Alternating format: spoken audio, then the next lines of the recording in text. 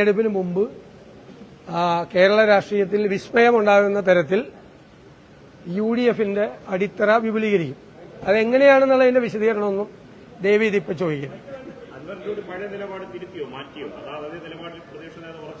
എല്ലാ ദിവസവും ഒരേ ചോദ്യം ചോദിച്ചു കഴിഞ്ഞാൽ എന്താ കാര്യം? എല്ലാ ദിവസവും പറയേണ്ട കാര്യമില്ലല്ലോ. രാവിലെ എഴുന്നേറ്റ് വന്നിട്ട് എല്ലാ ദിവസവും ഒരേ ചോദ്യം ചോദിച്ചാൽ അതിന്റെ ഉത്തരവില്ല. ഒരു പ്രാവശ്യം പറഞ്ഞാൽ അതാണ് ഉത്തരം. അങ്ങനെയല്ലല്ലോ. അത് പറഞ്ഞല്ലോ, പിന്നെ എല്ലാ ദിവസവും അത് ചോദിക്കണം എന്തിന്? അതൊക്കെ പറഞ്ഞല്ലോ, ഇന്നലെ പറഞ്ഞു കഴിഞ്ഞല്ലോ. ഇനി എല്ലാ ദിവസവും അത് പറഞ്ഞു പിന്നെ അതുണ്ടാക്കണം. ഞാൻ പറഞ്ഞല്ലോ, അവസാന കാര്യങ്ങൾ ഞങ്ങൾ പറഞ്ഞല്ലോ. എന്തിനാ എല്ലാ ദിവസവും അത് തന്നെ ചർച്ച ചെയ്യണം? വേറെ എന്തെല്ലാം തെരഞ്ഞെടുപ്പുമായി ബന്ധപ്പെട്ട വിജയത്തെ സംബന്ധിച്ച് വിലയിരുത്തലുണ്ടാവും. ഒപ്പം തന്നെ മുന്നണി വിപുലീകരണം ഉണ്ടാകാൻ സാധ്യതയുണ്ട്. ഒപ്പം തന്നെ പി വി അൻവറിന്റെ കാര്യം ഒന്ന് ചർച്ചയ്ക്കെടുത്തു. ഞങ്ങളിപ്പോ അങ്ങനെ ഒരു അജണ്ട പുറത്തു വരേണ്ട ആവശ്യമില്ലല്ലോ. പൊളിറ്റിക്കൽ അഫയേഴ്സ് കമ്മിറ്റിയിൽ തീർച്ചയായും കഴിഞ്ഞ തെരഞ്ഞെടുപ്പ് വിലയിരുത്തും. ഇനി വരാൻ പോകുന്ന തെരഞ്ഞെടുപ്പിനുള്ള ഒരുക്കങ്ങൾ ഞങ്ങൾ ആരംഭിച്ചിട്ടുണ്ട്. ആ ഒരുക്കങ്ങൾ ഞങ്ങൾ വിലയിരുത്തും. രാഷ്ട്രീയ കാര്യങ്ങൾ, സമകാലികമായ രാഷ്ട്രീയ കാര്യങ്ങളെല്ലാം വിലയിരുത്തും. അതൊക്കെ തന്നെയാണ് അജണ്ട. നേതാവിന്റെ തെരഞ്ഞെടുപ്പ് സ്ട്രാറ്റജി നിലമ്പൂർ വിജയിച്ചു എന്നതിലുള്ള വലിയ ഇത് വരുന്നുണ്ട്. അങ്ങ് ഉന്നയിച്ച ഒരു സ്ട്രാറ്റജിയുടെ സക്സസ് ആണോ നിലമ്പൂരിൽ കണ്ടത്? ടീം യുഡിഎഫിന്റെ വിജയമാണ് നിലമ്പൂരിൽ കണ്ടത്. അത് ഒരു വ്യക്തി കേന്ദ്രീകൃതമല്ല, വ്യക്തി കേന്ദ്രീകൃതമല്ല. ടീം യുഡിഎഫ് ആണ്. അതായത് വിവിധ പാർട്ടികളുടെ കോൺഫെഡറേഷനാണ് യുഡിഎഫ്, പ്ലാറ്റ്ഫോമാണ്.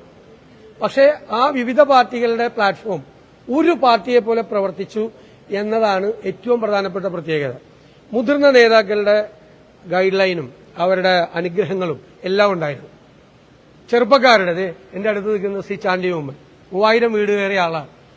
കേരളത്തിലെ ഒരു യുവനിര, രണ്ടാം നിര കോൺഗ്രസിലും യുഡിഎഫിലും ഉണ്ട്. ഒരു രണ്ടാം നിര, അത് ജനങ്ങൾക്ക് ഇഷ്ടമുള്ള, ജനങ്ങൾ സ്നേഹിക്കുന്ന, കഠിനാധ്വാനം ചെയ്യുന്ന യുഡിഎഫിനെ വിജയത്തിലേക്ക് എത്തിക്കാൻ വേണ്ടിയിട്ടുള്ള മുന്നണി പോരാളികളാണ്. അവരും കൂടിയാണ് ഈ വിജയത്തിന്റെ ശില്പികൾ. അപ്പോൾ ഒരു പക്വതയേറിയ മുതിർന്ന ആളുകളും യുവത്വം തുളുമ്പുന്ന ഒരു രണ്ടാം നിരയും ഒരുമിച്ച് ചേർന്നിട്ടാണ് ഈ വലിയ വിജയം ഉണ്ടായത്. ടീം യുഡിഎഫ് ഒരു വ്യക്തിക്ക് അവകാശപ്പെട്ടതല്ലാതെ. ഞാൻ ഒരു കാര്യവും പറയില്ല അതിനെ സംബന്ധിച്ച്. വിസ്മയം ഉണ്ടാവും കേരള രാഷ്ട്രീയത്തിൽ. ചില കാര്യങ്ങൾ ആശയക്കുഴപ്പമുണ്ടായിരുന്നപ്പോഴും ഉറച്ച നിലപാട് അങ്ങെടുത്തു. അതായത് പി വി അൻവറിന്റെ കാര്യത്തിൽ അപ്പോഴും മുതിർന്ന നേതാക്കൾക്ക് പലതരത്തിലുള്ള അഭിപ്രായ വ്യത്യാസം ഉണ്ടായിരുന്നു. അപ്പൊ അവരും കൂടെ ഇപ്പൊ അങ്ങയുടെ നിലപാടിനൊപ്പം വരികയാണോ തെരഞ്ഞെടുപ്പിന് ശേഷം? ഞാൻ എന്ന വ്യക്തി ഒരു തീരുമാനം എടുത്തിട്ടില്ല.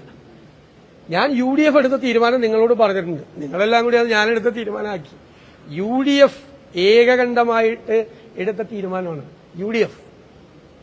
നിങ്ങൾ എന്റെ പേര് പറയരുത്. ഇടയ്ക്കിടയ്ക്ക് ഇങ്ങനെ പേര് പറഞ്ഞ് ഇങ്ങനെ എന്നെ സഹായിക്കരുത്. ടീം യുഡിഎഫ് എന്ന് നിങ്ങൾ എപ്പോഴും പറഞ്ഞു. ഇടയ്ക്കിടയ്ക്ക് എന്റെ പേര് പറഞ്ഞ് എന്നെ സഹായിക്കരുത്.